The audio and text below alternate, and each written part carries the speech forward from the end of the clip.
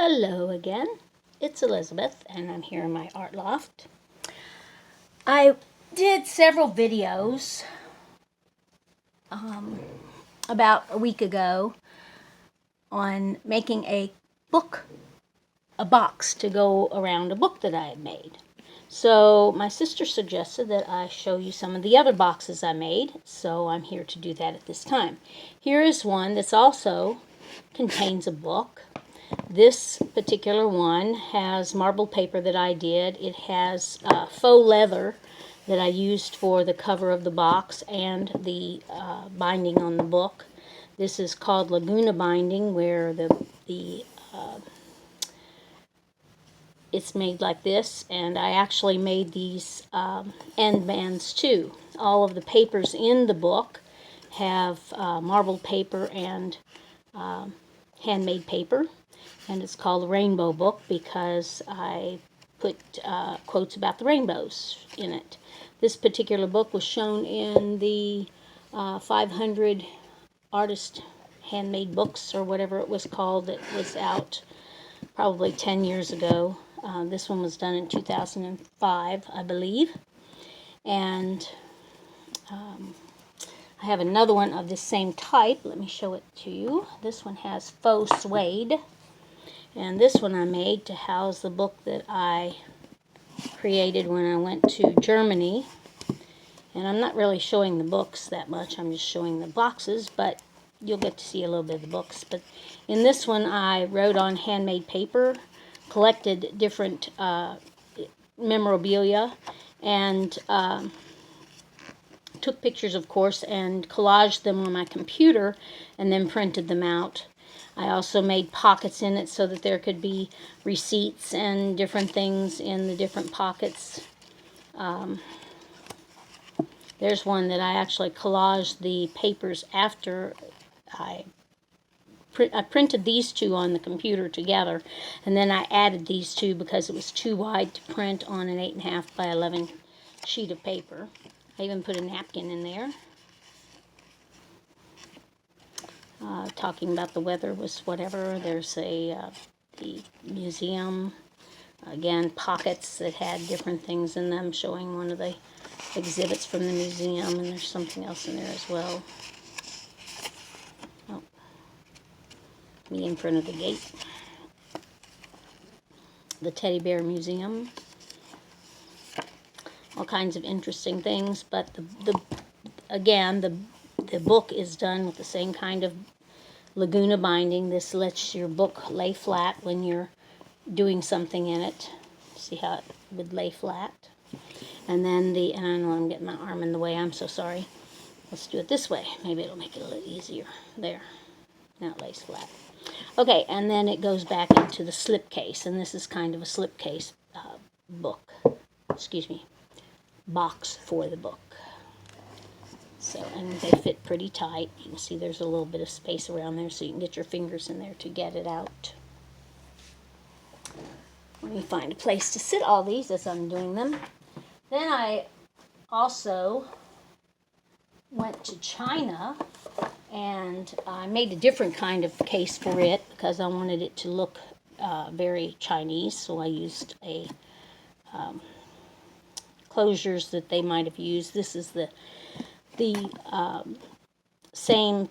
I don't think that was that the same. Yeah, I think this is the same book cloth that I used on the book on the box that I made for the book that the one that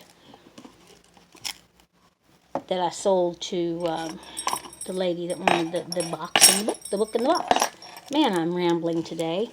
Anyway, this is an altered book, so it has a lot of different things in it, like pages glued together, a lot of rubber stamp pad making that like that, a little piece of paper that I had, even drew in these type of things, which are a tile pattern that I saw in China. Took these pictures of the bodhisattvas. And then this was this is cast paper that I put in there, and just made like a bunch of holes in the paper so that you could see See the dragonfly there. I did see an actual blue dragonfly while I was in China. This is cast paper. I even made the mold for this one. Some of the little ephemera that I added to it. Stitched the pages edges together. And then at the back I made an actual little Buddha kind of altar. And I believe that says peace. But I'm not sure, so don't hold me to it if it doesn't. Anyway, the box is made with a fold so that it folds out, and you can, and it has edges here to keep the book totally clean, and then it folds to cover it and covers over here, and then there's a lap cover, so it laps it, and these just go in to close it. They go in to close it if you can make them go in to close it. And that's all there is to that box. I've also made other boxes, like I made one to hold 2 decks of cards because my mom and my sister and my uncle used to play double-deck pinochle all the time. And that's a simple little box with a, I keep throwing it on the floor, on the table, with an insert so that this holds the box lid for coming off, so that you can see it doesn't come off because of the tolerance that I've done on it. This is just scrapbooking paper on this. Here's a similar one, which actually has legs, and these legs are Tim Holtz legs. I'm not sure who makes the closure there, but this is for 2 decks of cards. And this is lined with a Japanese paper. The outside is a cloth that's for book cloth for making books, but it's not with high, really close tolerance there, so it will just open if you turn it upside down. Then I made one that I thought was cool. I'd used silkscreen and made this paper. And this one's neat because it's for 2 decks of cards as well, and it has a toggle lid. And I lined it with a velour paper, which I'm not sure I like, but it's okay. It works out for this. And there you have the box. Okay. And some of the other boxes I've made several where I stack 3 boxes together. And this is just a little square box, and you can see it's got legs on it. This has paste paper is what the covering is, paste paper inside, and the 3 boxes together. They do not hold the lid in like the one pink box there does. These are all paste paper inside and out.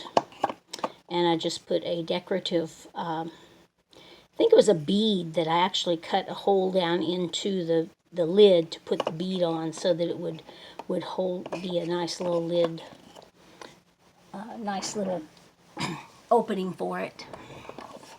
But it's hard to show boxes, harder to show boxes than books on the screen because, of course, it's 3-dimensional, and my camera or phone is at the top, and then, you've got to kind of turn it around so that you can see it. I just put them diagonally for more interest. I'll set that one over here. Over here is better. And then I had another one that I did, and this one has the Tim Holtz legs. You can see that on there. And this one has the legs that you can get from Hobby Lobby. They're Hobby Lobby legs, and I think they kind of maybe copied them a little bit. This paper is wrapping paper. The lids they do have a paper covering on them, and it's just a gold paper that you can buy, and this one has an actual drawer pull which is screwed into it. I did have to cut off my screw so that it would not, so that it would hold just that short, because most drawer pulls, it has enough room on the screw that it comes out about this long. But I cut that off so that it would work. And then, this is a bracelet I made out of paper and beads and wire. I know, weird stuff. And divergent from the boxes. But this one, it's a 3-tower box, and if you had it for your jewelry or something, you could put your earrings in the small one, or maybe the large one, whichever one you got most of. I know, clunky, clunky. Okay, and this is the third one that I made with Japanese kind of, it's like, I think it's called Teachus paper or something, I don't know. But I got it from Lineco, Lineco, and they make a lot of boxes that you can buy that are kits for you to put together yourself. This one was not. I just made this one up myself, of course, and it's the same kind of thing as those other ones, except that, of course, it has a button for the top, and you can see that it toggles a little bit because it is sewn into there. And I lined this with Japanese paper. They're all lined with the same on this one. You can see that. And then I just got the little wooden feet that you can buy at Hobby Lobby or Michael's or wherever, and painted them gold. It's not quite the same gold as this, but it's close enough. Okay, and what else? Oh, I didn't show you yeah, this is one that I made.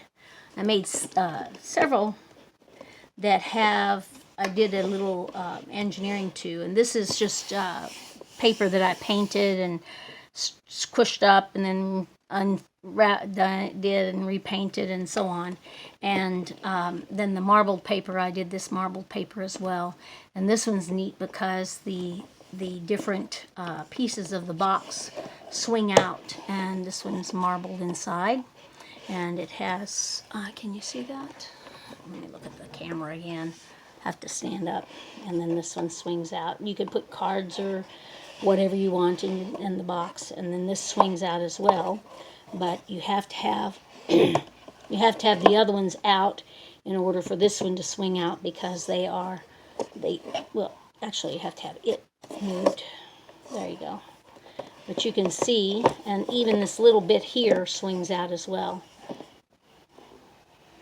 So each of the pieces fit in there, and you can see that there's a brace in there so that it doesn't come down in the middle. But you can see each of the pieces swing in, and this one has to go in first, or he has to go around this way, and then this one swing in after it, because I made it so that the lip of this goes over the edge of this, so that it goes together nicely, and the lip of this goes over this. But you have to swing this out first because of this being square. Wait a minute, I have to swing out the other one too. Come on. There we go. Because this one's square, it has to have enough room for this square piece to come out from under there. You see what I'm saying there? Okay.